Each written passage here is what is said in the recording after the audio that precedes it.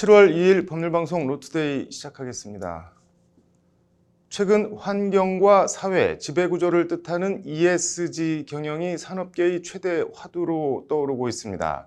하지만 아직 제도와 법은 이러한 ESG 요소 강화 추세를 따라가지 못하고 있다는 지적이 나오는데요.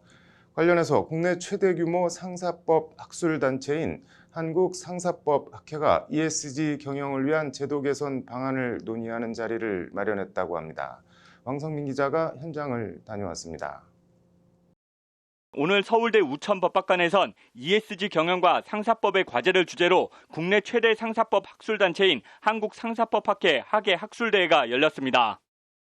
오늘 학술대회에선 한국외대 최한진 명예교수가 ESG 경영과 우리 회사법의 대응이라는 제목으로 기조발제를 맡았고, 정준혁 서울대 로스쿨 교수, 신현탁 고려대 로스쿨 교수, 윤용희 법무법인 율촌 변호사 등이 6개의 소주제 세션 주제 발표를 각각 맡았습니다.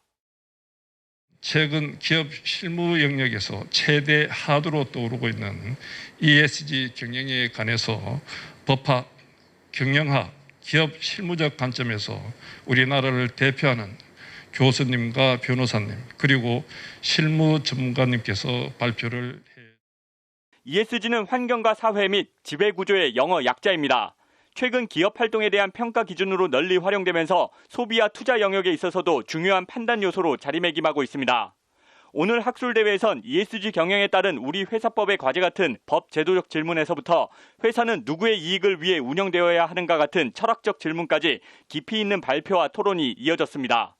기조발제를 맡은 최한진 명예교수는 먼저 ESG가 기업 경영의 화두가 됐음에도 그 평가 기준이 들쑥날쑥한 점을 지적했습니다. 난립하는 평가 지표는 기업의 혼란을 초래하고 있고, 국내에 권위 있는 평가 기관조차 점수를 평가하는 기준이 뚜렷이 공개하고 있지 않습니다. 이에 최한진 교수는 기업들의 혼란 해소를 위해 정부가 현재 개발 중인 한국형 KESG 지표 도입을 서두를 필요가 있다고 강조했습니다. 최근에 산업통상자원부는 KESG 지표를 정립하게 한 작업에 본격적으로 착수했고, 현재 KESG 지표에 초안은 국내외 주요 13개 지표를 분석하여 도출한 핵심 공통 문항을 중심으로 마련되었고, ESG 성과를 객관적으로 평가할 수 있는 지표가 마련된다면 이는 다시 기업들의 ESG 활동 강화 선순환으로 이어질 거라는 것이 최한진 교수의 말입니다. 기타 국내외 주요 지표와의 높은 호환성을 바탕으로 우리 업계의 ESG 평가 대응 능력 강화에도 기대할 것으로. 국내 최고의 M&A 전문가로 손꼽히는 정준혁 서울대 로스쿨 교수는 ESG 경영이 강화되고 있는 배경으로 크게 3가지 요인을 꼽았습니다. 환경 문제의 심각성과 국제적 협력의 필요성, 사회적 압력 증가와 기관 투자자의 역할 확대, 인터넷 기술 발전으로 인한 평판 관리 중요성이 정준혁 교수가 꼽은 요인들입니다. 첫 번째는 이제 기후변화 및 환경 문제에 대한 심각성에 대한 그 사람들의 우려가 아주 높아졌다는 겁니다. 두 번째 말씀드릴 수 있는 거는 이제 그 주주 우선주의에 대한 반감이라든지 이런 사회적 정치적 압박이 상당히 높아졌다는 거고요. 이제는 더 이상 기업의 경영 활동과 ESG 같은 사회적 가치를 분리해서 생각할 수 없는 시대가 도래했다는 것이 정준혁 교수의 진단입니다. 정준혁 교수는 이에 기업이 ESG와 같은 사회적 가치를 적극 고려하는 것이 기업 경영과 이익에도 부합한다고 거듭 강조합니다. 이런 이제 그 이익의 추구와 그런 이제 사회적 가치의 추구를 분리하기가 어려운 상황들이 점점점 많이 나오고 있습니다. 그래서 이런 이제 배경을 바탕으로 관련해서 정준혁 교수는 오너가 절대적 영향을 행사하는 국내 기업들의 현실을 고려할 때 지배주주가 경영에 ESG 요소를 적극 도입하도록 장려하는 제도적 유인책 마련이 필요하다고 제안합니다. 지배주주의 기회주의적 행동 문제가 여전히 문제가 되고 있고, 그것이 해결되었다고 보기에는 조금 어렵습니다.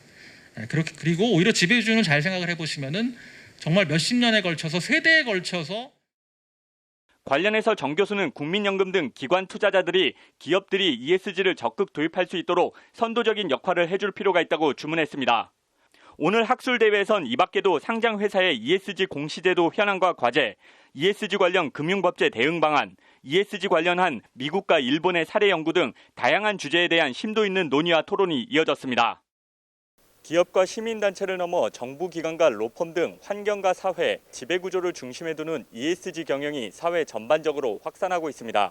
시대적 화두로 떠오르고 있는 ESG 경영이 뿌리를 내릴 수 있도록 법과 제도가 함께 따라가고 뒷받침을 해줘야 한다는 목소리가 힘을 얻고 있습니다. 법률방송 왕서민입니다. 오늘 서울 서초동 변호사교육문화관에서는 대한변협의 제10회 변호사시험 합격자 첫 대면 연수가 진행됐습니다. 변협 연수생 숫자 감축을 두고 연수 대란 우려 등 그동안 여러 논란과 갈등이 있어 왔는데요. 지금은 어떤 상황인지 장한지 기자가 현장의 목소리를 취재했습니다. 제1회 변호사 시험부터 올해 제10회 변시까지 대한변협의 변시 합격자 연수는 올해로 10번째를 맞이합니다. 여기 계신 모든 분들의 변호사 시험 합격을 다시 한번 진심으로 축하드립니다. 여러분이 참여하고 있는 변호사 시험 합격자 연수는 2012년부터 시작돼서 올해로 10번째를 맞이했습니다. 변시 합격자는 6개월 동안 국회나 법원, 검찰, 법무법인 등 법률 사무 종사기관이나 변협에서 실무 연수를 받아야 합니다. 연수를 받지 못하면 변호사 자격증만 있을 뿐 단독으로 법률사무소를 개설할 수도 없고 변호인 접견이나 수사기관 조사 참여도 못합니다. 한마디로 연수를 받아야 변호사 업무를 수행할 수 있는 건데 변협 연수는 그동안 변시 합격자들의 마지막 보루 역할을 해왔습니다. 통상 1000여 명 정도가 법률사무 종사기관에서 연수를 받고 나머지 수백 명에 달하는 합격자들 연수는 그동안 변협이 떠안아온 것입니다. 그동안 약 5,414여 명이 변호사 시험 합격자 연수를 통해 변호사로의 첫 발을 내딛었습니다. 대한변협은 연수 기간 동안 현장에서 필요한 실무적인 지식을 효과적으로 전달하고 나아가 여러 직역으로 진출할 수 있는 소양을 키울 수 있도록. 그러나 합격자 수가 늘어나면서 변협 연수를 받는 신규 변호사 수가 700명을 넘는 등 해가 거듭할수록 한계와 문제도 드러났습니다. 인구와 경제 규모 대비 우리나라 변호사 수는 매우 폭증을 했고 업계는 포화 상태에 있습니다. 연수 변호사 대비 관리 지도 간의 부족으로 현장 연수가 실제 법률사무 종사기관의 실무수습과 같이 도제식으로 운영되기 어려웠던 점이. 변협은 이에 제10회 변시 합격자 발표를 앞둔 지난 4월 연수 실질화와 내실화를 위해 연수를 200명 이내로 제한하겠다는 폭탄 선언을 합니다. 이에 올해 변시 합격자 수가 1,706명인 점을 감안하면 500명 안팎의 합격자들이 연수를 받지 못하는 연수 대란 사태가 터지는 것 아니냐는 우려가 변협 안팎에서 쏟아져 나왔습니다. 때문에 변협이 연수를 볼모로 변시 합격자 수 축소를 도모하려는 것 아니냐는 반발과 비판이 쇄도하기도 했는데 다행히 우려했던 연수 대란은 일어나지 않았습니다. 일단 변협이 연수생 숫자 제한 방침을 철회했고 올해 변협 연수 신청자는 139명으로 200명에도 미치지 못하는 것으로 나타났습니다. 지난해 789명이 변협 연수를 신청한 것과 비교하면 무려 650명이 줄어든 수치입니다. 이에 대해 변협은 법률사무 종사기관에서의 현장 연수 기회가 확대된 결과라고 설명했습니다. 우려했던 것과는 달리 많은 분들이 수습처를 구해서 이미 수습을 받거나 취직을 한 것으로 파악이 되고 있습니다. 200명까지 지금 연수를 199명까지 연수를 받을 수 있는데 오늘 139명이 신청을 한 것으로 봐서 많은 곳에서 흡수가 된 것으로 봐서 참 다행이라고 생각합니다. 중앙부처나 지자체, 경찰청 등 관련 기관에 변시 합격자들이 연수를 받을 수 있도록 공문을 보내는 등 연수 기회와 자리를 확대했다는 것이 변협의 설명입니다.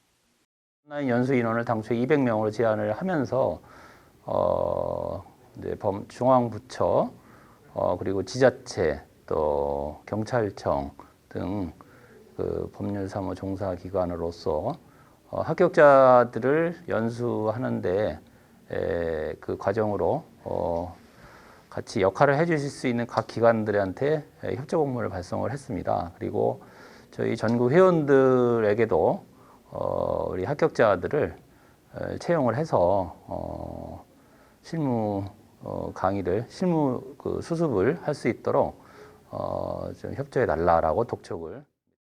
변협뿐만 아니라 전국 최대 지방변회인 서울지방변호사회도 발벗고 적극 나섰습니다. 서울지방변호사회가 서울시 의회와 MOU를 맺고 그 변호사 확충 협약 맺은 바가 있습니다. 그래서 서울시의회뿐만 아니라 또 저희가 여러 유관기관들에 이번 변호사 실무수습 채용을 추가해달라는 요청을 하였고, 결과적으로 변협 연수 규모 축소 발표가 여러 논란과 비판에도 연수 기회와 외연 확대, 내실화에 야기됐다는 것이 변협의 자평입니다. 그래서 그런 영향 때문인지 또 동시에 법무부에서도 2차례에 걸쳐서 작년에 비해서 115명의 새로운 실무수습 인원을 채용을 해서 그쪽에서도 흡수를 했고요. 네, 그다음에 이제 유관기관에서도 추가로 이제 수습을 위해서 합격자들을 수용을 한 것으로. 다만 이종엽 협회장과 김정욱 회장은 공이 우려했던 연수 대란 문제 해소와는 별개로 변시 합격자 수 조정은 어떤 식으로든 반드시 필요하다고 거듭 강조했습니다. 법률방송 장한지입니다. 하서정 변호사의 바로 보기, 오늘은 주 52시간 근무 제도에 대해 얘기 나눠보겠습니다. 하 변호사님, 7월 1일 바로 어제부터 5인 이상 50인 미만 사업장에도 주 52시간 근무 제도가 적용되기 시작했죠. 어떤 내용인가요? 네, 우리 정부는 2018년에 우리 사회의 장시간 근로 관행을 개선하고 네. 노동자의 어떤 안전을 도모하고요. 네. 일과 생활의 어떤 균형을 맞추기 위해서 지난 18년에 일주일에 법정 근로 시간 40시간 네. 그리고 연장 근로 12시간 해서 총 52시간까지만 일할 수 있게 하는 주 네. 52시간 근로제를 실시했는데요. 네. 이는 기존 68시간이던 음. 법정 근로 시간을 52시간으로 단축시킨 것으로요. 네. 같은 해 7월부터 종업원 300인 이상인 사업장과 공공기관에서 전면 시행됐습니다. 네. 그리고 올해 1월부터는 50인 이상의 사업장에서도 그 의무를 부과했고요. 네. 이번 달부터 5인 이상인 사업장까지 확대 시행됩니다. 그동안 이제 순차적으로 적용해 와서 이번엔 계도 기간 없이 바로 시행이 되는 것 같은데 적용 대상 기업들 고민이 크겠어요? 네, 그렇습니다. 관련해서 중소기업들은 네. 지난 코로나19 네. 여파로 대내외 환경이 최악인 상황이라고 해서 네. 주 52시간제 시행은 그런 영세업자에게는 아주 생존 의지까지 박탈하는 가혹한 처사라고 주장을 하고 있고요. 네. 그래서 최소한 코로나19 팬데믹 현상이 네. 안정세로 들어설 때까지는 제도 네. 시행을 미뤄달라고 하고 있습니다. 네. 젊은 층이 기피하는 3D 업종 같은 경우에는요. 네. 코로나19로 이제 외국인 노동자까지 입국을 하지 못하게 돼서 네. 일손 부족이 심각하다고 합니다. 네. 주 52시간제 그 준수를 위해서는 네. 인력을 신규 채용해야 되는데 네. 영세업자에서는 어떤 인건비에 대한 부담이 클 수밖에 없습니다. 회사 반응은 그렇고 주 52시간제 시행에 근로자들도 마냥 반기는 분위기는 또 아닌 것 같아요. 네, 사실 이 주 52시간제는요, 그 저녁이 있는 삶을 네. 보장하기 위해서 네. 도입된 제도인데요. 그 저녁이 있는 삶은 됐지만 네. 저녁을 사 먹을 돈이 없는 삶, 네. 그리고 주말이 사라진 삶이 됐다는 이야기도 나오고 있습니다. 네. 기업인뿐만 아니라 근로자들 네. 사이에서도 네. 주 52시간제 시행에 대해서 네. 어떤 임금 감소 등의 문제가 있다는 얘기인데요. 네. 연봉이 높은 대기업 근로자들은 또 네. 큰 탈이 없을 수 있지만 네. 기본급이 낮고 연장 근로 수당 비중이 높은 중소기업 근로자들에게는 네. 근무 시간이 곧 임금과 직결되는 그런 네. 문제가 될 수 있기 때문에 주 52시간제 시행은 당장 생계 유지에 위협으로 다가올 수 있습니다. 네. 기존 급여의 큰 비중을 차지하던 네. 특근수당, 야근수당 등을 받지 못하게 되면 네. 근로자들은 대폭 감소한 임금을 받을 수밖에 없어서 네. 투잡에 내몰리게 되고요. 네. 그렇다면 당초 52시간제 시행이 목적하던 바와는 또 멀어지게 될 수 있겠습니다. 이 주 52시간 근무제 안 지키고 위반하면 어떻게 되는 건가요? 네, 이렇게 주 52시간제 근로기준법을 위반한 사업주는 네. 2년 이하의 징역 또는 2천만 원 이하의 벌금에 처해지게 됩니다. 네. 다만 최장 4개월의 네. 시정 기간을 주는데요.